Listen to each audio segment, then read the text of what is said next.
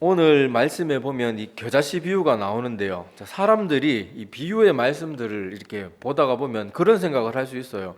아, 그냥 쉽게 말해주면 되지. 왜 꼭 굳이 비유로 그렇게 주님께서는 자꾸 말을 하고 성경에는 이거 외에도 또 비유의 말들이 왜 이렇게 많나? 그거에 대해서 의문을 가지거나 또 어떤 사람들이 이거 은근히 불평하는 사람들도 있어요. 자, 그런데 성경에는 이 비유로 말씀하는 경우가 크게 두 가지 경우, 뭐 우리 시간 관계상 뭐 이거 전문적으로 하나하나 살펴보진 않겠지만은 크게 두 가지 경우에 주님께서 이렇게 비유의 말씀을 베푸는 경우가 있습니다. 그래서 첫 번째는 뭔가 하면은 하나님께서 아직 우리 인간이 알아야 될 때가 아니거나 아직 어떤 특정한 사람들에게는 알려지지 말아야 될 사실들이 있을 때 그것을 비유를 통해서 일부만 보여주시고 온전히 다 볼 수는 없도록 그렇게 하시는 경우가 있어요. 그래서 구약 성경 같은 데 보면 우리 하나님께서 선지자들에게 어떤 말씀을 주시는데 비유로 많이 주세요. 뭐 살구나무도 보여주고 무슨 뭐 북쪽에서 무슨 뭐 왕이 일어나고 뭐 이런 뭐 여러 가지 비유들을 통해 가지고 가르쳐 주시는데 그렇게 하시는 이유는 그게 때가 되면 정확히 알 수 있지만은 그 때가 되기 전까지는 준비하고 있고 미리 다 우리가 만약에 제가 자주 한 번씩 예를 들지만은 우리 인간이 내가 죽을 날을 다 알고 나에 일어날 모든 일을 다 알면 우리 인간들은 진짜 엉망으로 살 거예요. 죽기 직전에 한 일주일 전에 회개하고 똑바로 살면 되지 뭐 이렇게 하면서 그렇게 할 텐데 하여튼 하나님께서는 우리 인간의 그런 얄팍한 품성들을 잘 알고 계시기 때문에 아직 알고는 있고 준비는 해야 되는데 정확히 알아서 우리에게 덕이 안 될 때 그럴 때는 하나님이 비유나 이런 말씀들을 통해서 어느 정도 알려주시지만은 덮어두시는 경우가 있고 또 그렇게 비유로 말씀하신다는 것 자체가 우리가 모르길 원하는 건 아니에요. 다 알지는 않지만은 모르길 원하는 건 아니거든요. 만약에 하나님이 어떤 비유로 주시는 말씀을 정말로 우리 인간이 몰라야 된다. 이건 알지 말아야 된다. 그러면 말하지 않으십니다. 선지서 같은 데도 보면은 하나님께서 뭐 다니엘서 같은 데도 보면 나오지만은 특정한 어떤 내용은 이것은 기록하지 마라. 그렇게 같이 딱 말을 해요. 그러니까 하나님이 정말 우리가 몰라야 될 것들은 말하지 않는데 이것은 꼭 보물지도가 비슷합니다. 보물지도. 우리 뭐 영화나 소설 같은 데 보면 보물지도 한 번씩 등장하는데 자, 그게 그 근처까지 가고 그 뭐 보물지도에 적혀 있는 힌트를 얻기까지 정확히 알기 전까지는 굉장히 어려워요. 그런데 막상 단서들을 하나하나 찾아가지고 거기에 딱 가면 그 조그마한 그림이 딱 맞아 떨어지는 거예요. 여기 나무가 있고 저기 바위가 있고 뭐 거기서 몇 걸음 가고 뭐 그런 식으로 딱 맞아 떨어지는데 그런 것처럼 알려주기는 원하지만은 모든 사람이 다 알아서는 안 되거나 아직은 때가 아니거나 아니면 특정한 사람들만 알도록 하기 위해서 물론 뭐 시간 관계상 그 이유 하나하나 제가 지금 다 설명을 드릴 수는 없습니다만은 하여튼 성경에는 그런 식으로 아직 인간의 때가 아니거나 모든 사람이 아직은 알아서는 안 되거나 뭐 그런 여러 가지 복합적인 이유들 때문에 비유로 숨겨두시는 경우가 있어요.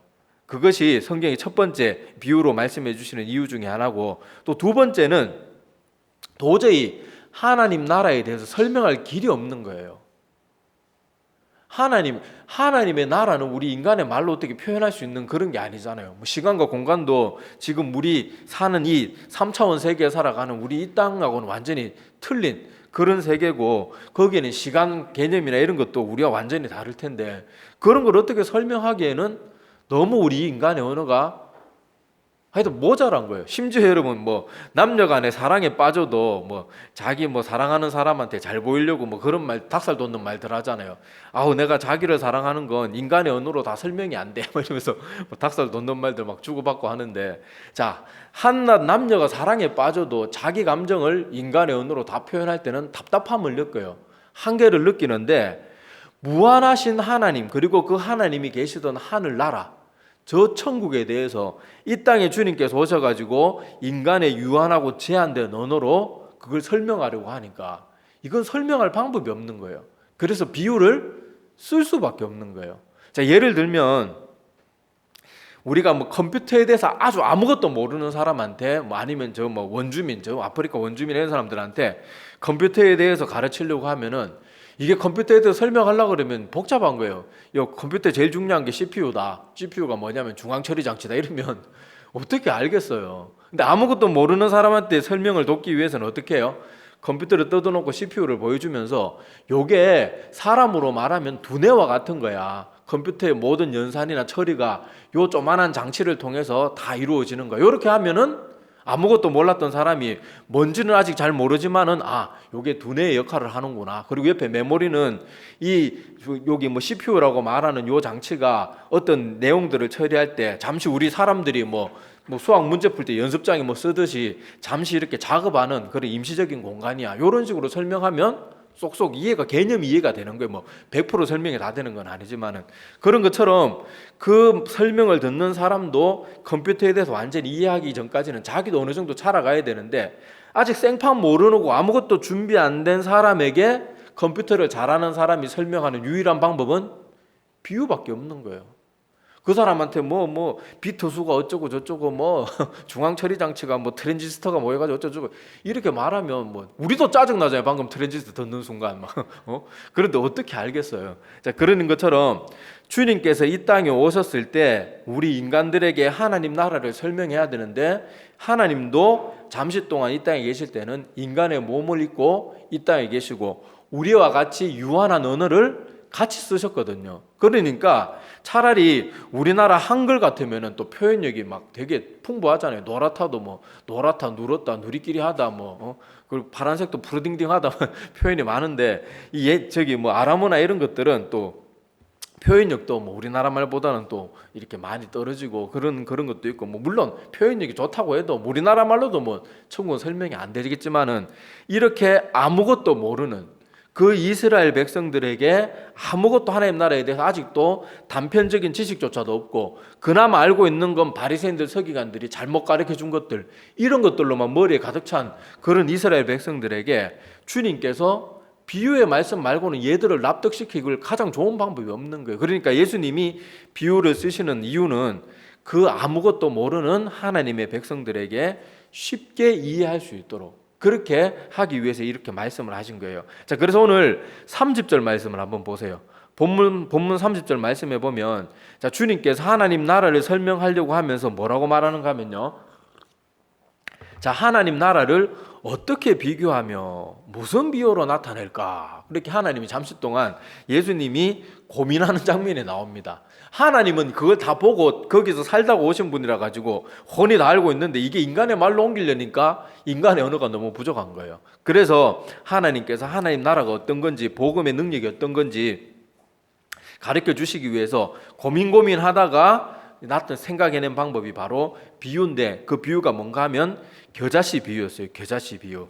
자, 겨자씨 비유였는데 이 겨자씨 비유를 통해서 하나님 나라가 얼마나 생명이 있고 확장성이 있는가, 얼마나 작은 씨앗으로 시작하는 그 겨자씨가 나중에 나무가 되듯이 어떻게 자라가는가, 천국을 그런 것으로 해석해서 가르쳐주고 있는 것이거든요. 자, 그래서 주님께서 이렇게 비유로 이 인간들에게 말씀해 주시는 것은 이렇게 하나님의 백성들이 하나님의 말씀을 알기 쉽게 하도록 오늘 주신 비유의 말씀은 숨기기 위한 게 아니고 두 번째 아까 제가 말했던 것처럼 설명하기 위해서 잘 알아듣도록 하기 위해서 비유를 쓰신 것이거든요. 그래서 주님께서 어떤 경우에는 보기는 보아도 알지 못하며 듣기는 들어도 깨닫지 못하게 하기 위해서 그런 내용이 아니고 오늘 비유의 목적은 더 잘 알도록 하기 위해서 그렇게 비유를 베푸신다는 것을 우리가 꼭 기억을 해야 됩니다. 자, 그래서 하나님께서 이렇게 비유로 말씀하신다는 것 자체가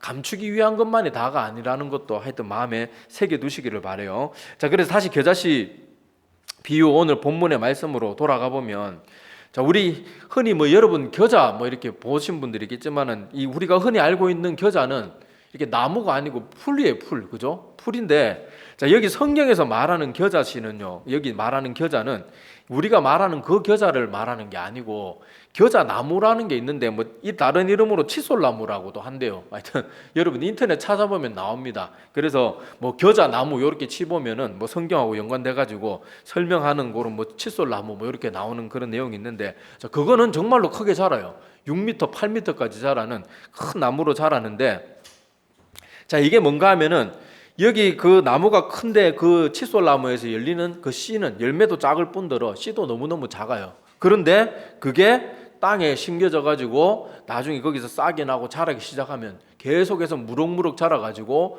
어마어마하게 크게 자라는 거예요. 부피로 따지면 몇천 몇만 배로 커지는 거죠. 그죠? 그렇게 엄청나게 커지는데 우리의 천국, 우리 너희들이 믿는 복음의 능력이나 하나님 나라의 능력도 이와 같다. 비유를 통해서 설명해 주시는 거예요. 자, 그래서 우리 실제로 주님의 제자들을 한번 가만히 생각해 봅시다. 주님께서 이 땅에 오셨을 때 하나님의 강력한 능력으로 전 지구인들을 다 자기 제자로 삼은 게 아니에요. 몇 명이에요, 제자? 가장 가까이 두신 제자는 12명이고, 그리고 우리 성경에 보면 다른 복음서에 보면 70문도도 있었다고 나오는데, 물론 그 곁에 따라다니는 사람도 있었지만은 핵심 제자, 그리고 오늘 비유의 말씀에서도 이 혼자 계실 때 풀어줬던 제자들에게 풀어줬던 그 제자들은 12제자예요. 12제자. 12제자였는데, 자, 그 12제자들도 여러분 가만히 생각해 보면은 우리 세상적인 기준으로 볼 때, 우리 인간적인 기준으로 볼 때 대단하거나 뛰어난 사람이 있었나요? 아니에요. 다 별로예요. 다 뭐 어부고 세리고, 더구나 어부는 좀 뭐 무식하고 뭐 하여튼 할 게 없어가지고 뭐 한다 뭐 이런 식으로 좀 우리가 부정적인 생각을 가질 수도 있겠지만은, 세리 같은 경우에는 이거는 뭐 나쁜 놈 중에 진짜 상 나쁜 놈이거든요. 우리나라로 제가 늘 비교하면은 일제시대 일본 앞잡이들보다 더 나쁜 놈들이었는데, 자, 12제자들 중에는 그런 사람들도 있어요. 그리고 열심당원은 지금 이 시대로 말하면은 독립을 위해서 막 테러를 감행하는 그런 사람들이요.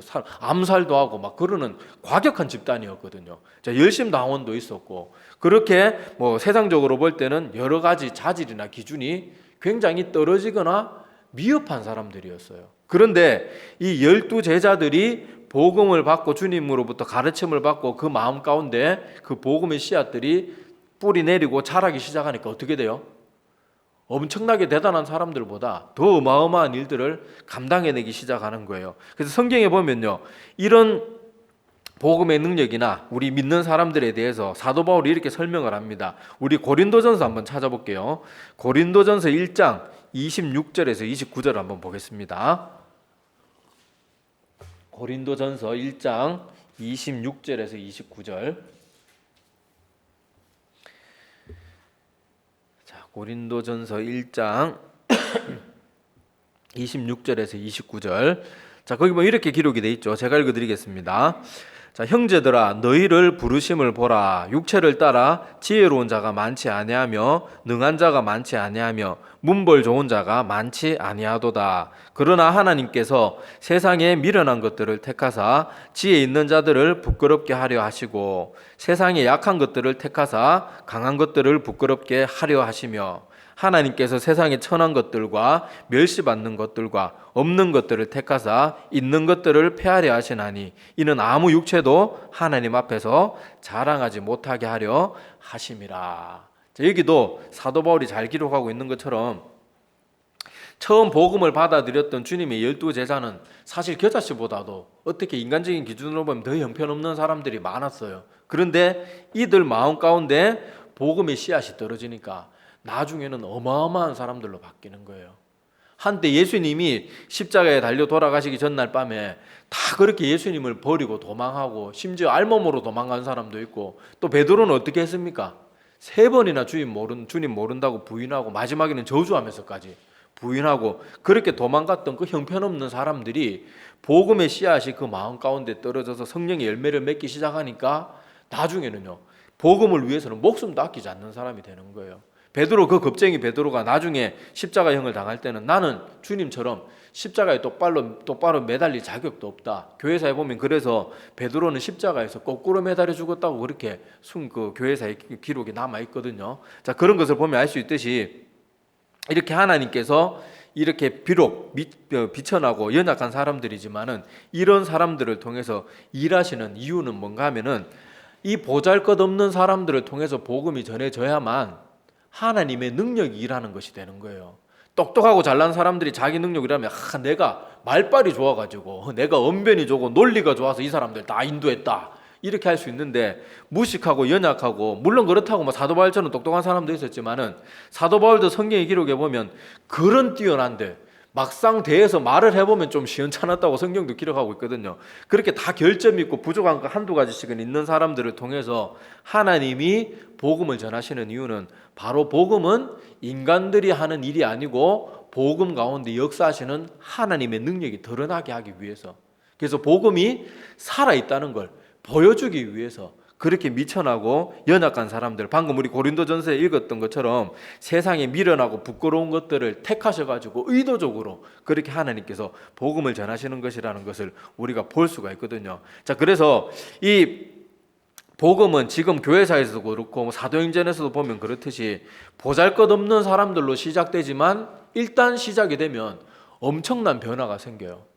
여러분, 씨앗도 뭐 작은 씨든 큰 씨든 그 씨앗이 땅에 떨어지면 씨앗 자체는 죽어버립니다. 그죠? 여러분, 콩나물도 보면은 원래 처음에 조만한 콩 씻고 콩이 이렇게 있다가 딱 콩나물이 되어 나올 때는 원래 씨는 딱 쪼갈라져 가지고 그죠? 껍데기 다 벗고 그냥 그 씨 자체는 죽는 거예요. 그런데 거기서 이렇게 줄기가 나오기 시작하듯이 마찬가지로 사람도 예수 그리스도를 참되게 믿는 믿음이 있으면 새롭게 태어납니다. 과거에 나는 죽어요. 그런데 새롭게 태어난 내 자신이 과거의 나보다 달라지는 거예요. 어떤 사람은 콩나물 정도로 달라지는 사람이 있을 거고, 어떤 사람들은 참나무처럼 달라지는 사람이 있을 거고, 어떤 사람들은 막 소나무처럼 막 쭉쭉 뻗는 사람이 있을 거고, 다 틀리겠지만은 어쨌든지 새로 태어난 사람은 분명히 이전과는 확연히 다른 능력 있는 사람으로 다시 태어나는 거예요. 그리고는 그 능력이 나타나기 시작하는데, 아까도 말했다시피 주님의 제자들, 대표적인 제자들도 그렇고 실제 역사 속에서도 보면요, 우리나라 경우 같은 경우에 보면은 외국의 선교사님들이 이 땅에 와가지고 복음을 전했을 때 그 복음을 받고 처음 우리나라의 목회자가 되고 이랬던 사람들 중에는요, 형편없는 사람들이 많았습니다. 심지어 자기를 구원하기 위해서 그렇게 파란 눈을 가지고 이 먼 이국 땅에 와가지고 풍토병에 고통을 당하면서도 그렇게 복음 전하고 우리 한국 사람들 살려주려고 애를 쓰는 그 선교사님들을 향해서 돌로 찍어버린 사람, 그런 사람도 나중에 목회자가 되고, 김익두 목사님처럼 깡패 같은 그런 사람들도 나중에는 변화되는 사람이 되는 거예요. 그 외에도 뭐 도둑놈들, 뭐 거짓말 잘하고 뻥 잘 치는 사람, 사기꾼들, 이런 수많은 사람들이 하나님을 믿고 나니까 변화된 사람이 돼가지고요, 그렇게 혈기왕성하고 막 사실 사람 얼굴을 돌로 찍는 거는 이건 거의 살인이잖아요. 살인 미수잖아요.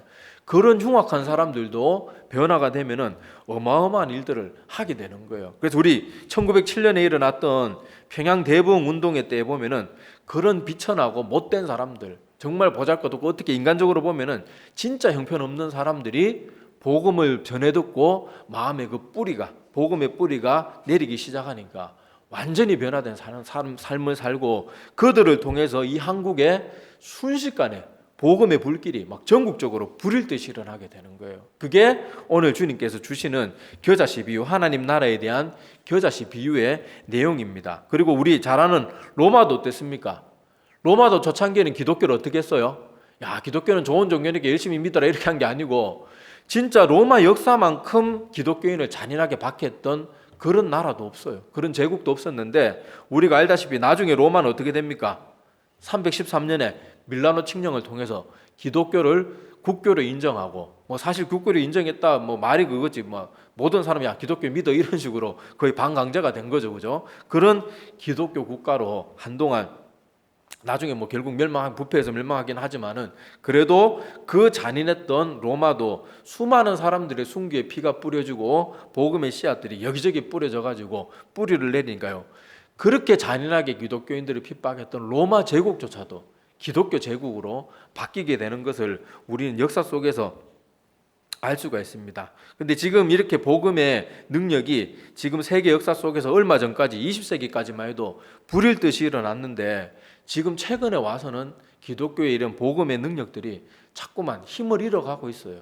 우리나라도 한때 뭐 우리나라 인구의 4분의 1 이상이 기독교를 믿는 인구였습니다. 원래 우리나라는 불교와 유교의 국가잖아요. 그런데도 이 뒤늦게 전해진 복음이 불과 100년 정도밖에 안 되는 그 짧은 시간에 거의 우리 인구의 4분의 1 이상이 믿는 그런 종교가 되었는데, 불과 지금 10년, 20년 그 짧은 시간만에 기독교가 지금 급격하게 쇠퇴하고 있어요. 그런데 이 이유가 뭐겠어요?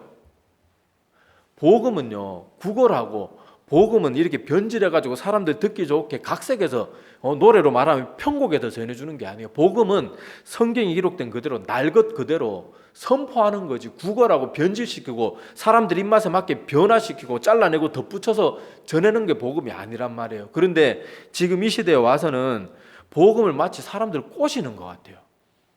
야, 예수 믿으면 사업이 잘 돼. 예수 믿으면 문제가 해결돼. 예수 믿으면 뭐가 어떻게 돼. 복 받을 거야. 근데 예수 믿고요, 안 좋은 사업을 하던 사람들은 더 힘들어집니다. 막말로 예수 믿기 전에 막 진짜 나쁜 불법을 저지르고 막 이렇게 편법을 하고 세금도 안 내고 막한 일을 하던 사람들, 온갖 나쁜 일을 하던 사람들이 예수 믿으면 그 사업 접어요. 정말 그 사람이 거듭나게 되면 그 사업 접고, 그 사업 접으니까 그 사람의 삶은 안 좋아질 수 있어요. 근데 우리는 맨날 예수 믿으면 11조 꼬박꼬박하고 뭐 헌금 잘 내면은 부자 된다. 성경이 전혀 복음이라고 가르치지 않은 것을 사람들에게 자꾸 가르치는 거예요. 그러니까 기독교가 거짓된 복음이 전파되니까 기독교는 힘을 잃는 거예요. 왜냐하면 거짓 가운데 역사하는 영이 어디 있겠어요. 복음은 하나님의 말씀 그대로 전해져야 되는 거예요. 복음이 뭡니까? 우리 인간은 다 죄로 인해서 멸망받을 수밖에 없는 존재인데 하나님께서 우리 인간들을 너무너무 사랑하셔서 그 아들 예수 그리스도께 우리 인류의 모든 죄를 대신 짊어지고 이 땅에 인간의 몸으로 오셔서 대신 십자가에서 죽어주셨고, 그리고 3일 만에 부활하셔서 그를 믿는 자는 누구든지 구원해 주신다는, 그것이 복음이잖아요.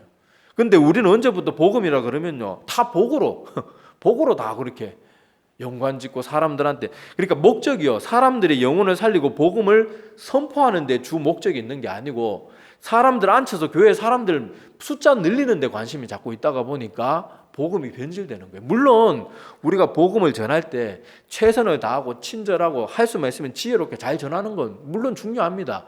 그런데 거기서 어느 선을 넘어가지고 복음 자체를 변질시키고 복음이 아닌 것을 복음처럼 전하기 시작하면 엉망이 되는 거예요. 그리고 지금 우리가 불과 몇십 년 사이에, 10년, 20년밖에 안 됐잖아요. 이 짧은 시간에 우리가 잘못 전한 복음의 그 대가를 이 짧은 시간에 지금 우리가 다 누리고 있는 거예요. 다 받고 있는 거예요. 얼마나 안타깝습니까? 그리고 이번에 코로나 사태를 통해서 우리가 보면 알겠지만은 이런 문제들로 교회도 세상의 빛과 소금 역할을 감당하지 못하니까, 안 그래도 지금 교회에 대한 이미지가 안 좋아지고 있는데 지금 교회에 대한 반감이요, 하늘을 찌릅니다. 지금 우리는 그냥 교인이니까 아이고 그래도 뭐 믿는 사람들이 하죠. 세상에 나가서 그런 말 해보세요. 지금 안 믿는 사람들을 교회라 그러면요, 완전 정신 이상 집단으로 생각해요. 지금 여러분 신천지가 그때 막 코로나에 온상이 되고 나서 그나마 그래도 교주가 나와가지고 이렇게 절하면서 사과했다고요. 지금 사람들, 안 믿는 사람들은 뭐라고 말하는가 하면요, 신천지가 낫대요, 기독교보다. 신천지는 사과라도 할 줄 알고 미안할 줄 알지 기독교 이것들은 뭐냐, 지금 그러고 있는 거예요. 그러니까 우리가 하나님의 말씀을 말씀대로 믿고 복음은 복음대로 선포하고 성경의 가르침대로만 우리가 믿고 사는 것이 정말 정말 중요한데, 지금 이 시대는 복음을 자꾸 변질시켜요. 왜냐하면 목적이 한 영혼이라도 구원시켜서 하나님께 영광 돌려드리는 하나님의 친백성을 만드는 데 목적이 있는 게 아니고 그저 교회에 많은 사람들 앉혀놓고 교회 교세 자랑하는 거에 온통 관심이 있으니까 교회가 잘못된 길로 나가는 거예요. 그래서 지금 우리들만이라도 복음을 전할 때는 사람들이 듣고 싶어하든 듣기 싫어하든 일단은 성경이 기록된 대로만 선포해야 돼요. 복음은 선포하는 것이지 변질시키고 재단질해가지고 사람들 입맛에 맞게 넣어주는 게 아니에요. 선포하고, 여러분 예수님이나 주님의 제자들도 어땠어요? 복음 안 믿는다고 예수님이 야 너 안 믿으면 어떻게 일로 와 야 가면 안 돼, 너 오늘 밤새도록 나오고 얘기하자, 뭐 그렇다고 우리가 그렇게 열심히 전하지 말자는 뜻은 아니에요. 근데 성경에 보면요, 좀 무섭습니다. 복음을 선포하고 어떤 사람이 안 받아들이면 제자들이든 주님이든 그 사람들 붙잡고 막 노력하지 않아요. 그냥 안 믿고 가는 사람은 끝이에요. 그리고 주님께서도 막 이렇게 거부하는 사람들, 복음을 열심히 전했는데도 거부하면 어떻게 해요? 발에 먼지를 털어버리고 거기를 떠나라 그러는 거예요. 근데 우리는 물론 우리가 정말 한 잃어버린 영혼을 정말로 사랑하는 마음으로 간절하게, 그리고 때가 더 기회가 주어질 때마다 열심히 그 영혼을 구원하기 위해서 애를 쓰는 것은 중요하지만, 우리가 그런 식으로 잘못된 모습으로 막 하나님의 말씀까지 변질시키면서 그렇게 하다가 보면 지금 이 시대가 당하고 있는 것처럼 하나님의 말씀의 능력이 사라져버리고, 세상 사람들은 옛날에는 우리 기독교인들을 존경했잖아요. 그래도 교회 다니는 사람들이 착하더라. 근데 지금은 교회 다니는 것들이 더 나쁜 놈들이다 이렇게 되고, 지금 너무 마음 아픈 거는요, 어떻게 사이비보다 못하다는 소리를 들어야 되겠어요, 우리 기독교가. 자, 이런 것들은 참 안타까운 모습입니다. 그래서 우리가 오늘 말씀을 통해서 기억해야 될 것은 하나님의 말씀, 하나님 나라의 복음의 능력은요, 사람을 완전히 변화시키는 능력이에요. 그리고 그 변화시키고 다시 태어나게 만들기 때문에 그 사람에게 기존에 보지 못했던 능력들이 주어지기도 합니다. 평소에는 막 너무 내성적이고 그래서 다른 사람한테 말도 제대로 못 걸던 사람이 그래도 쭈삣쭈삣하면서 야, 친구한테 교회 한번 나가볼래? 이런 말이라도 하나 하게 되고, 사람들마다 뭐 변화되는 양상은 다 틀리지만은 그런 전에 내가 가지고 있지 않았던 그런 모습이나 은사들이나 능력들이나 성격이 바뀌기도 하고, 그런 식으로 하나님이 그 사람들 각자의 마음 가운데서 일하게 하시는 거예요. 그리고는 그런 새로 태어난 그 능력은 얼마나 크겠어요. 겨자씨, 아까 겨자나무가 6m, 8m까지 자란다고 그랬잖아요. 정말 작은 겨자씨, 깨만한 그 겨자씨 하나가 그렇게 큰 나무가 되듯이 우리 믿음의 사람들도 정말 예수 그리스도를 믿고 과거의 씨앗과 같은 내 자아는 죽고 내 속에 참된 믿음이 있어서 하나님의 영이 내 영혼을 새롭게 태어나게 만들면 나는 계속해서 자라가는 거예요. 계속해서 자라고, 자라는 동안 계속해서 열매를 맺겠죠. 꽃도 피우고 열매 맺고, 또 사계절이 지나면 또 계절 때마다 꽃 필 때는 꽃 피고 열매 맺을 때 열매 맺고, 그게 계속 우리 인생 가운데 반복되는 거예요. 그래서 우리도 오늘 말씀을 보면서 나 자신의 모습을 한번 가만히 지켜보시기를 바랍니다. 그리고 지금 현재 내가 좀 연약하고 부족해도 너무 낭망하고 그럴 필요는 없어요.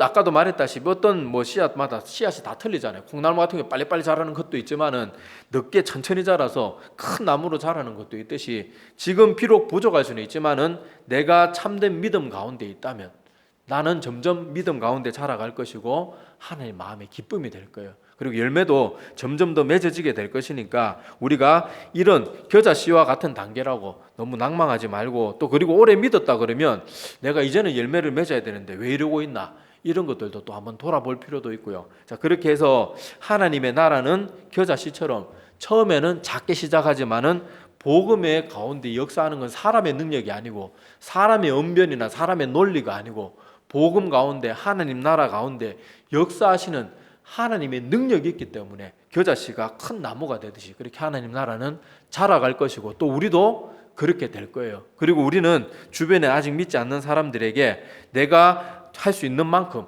나중에 믿음이 더 잘 자라면 정말 대단한 선교사님들처럼 열심히 잘 전할 수도 있겠지만, 아직 그게 안 되면 친구들한테 교회라도 한번 가보자, 친한 사람들한테 그래도 예수님 믿고 우리가 구원받아야 돼, 그 사람들 싫어하는 거 압니다. 그런 말하면 누가 듣기 좋아하겠어요.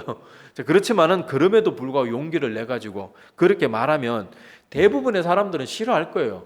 그런데 생각지도 않았던 사람들이 돌아오게 될 거예요. 저도 이렇게 복음을 전하거나 지금까지 사역을 해보면요, 야, 저 사람은 진짜 안 믿을 것 같다고 생각되는데 오늘날 교회에 나오는 사람이 있는가 하면요, 저 사람은 너무 착하니까 조금만 해도 안 되는 사람이 있어요.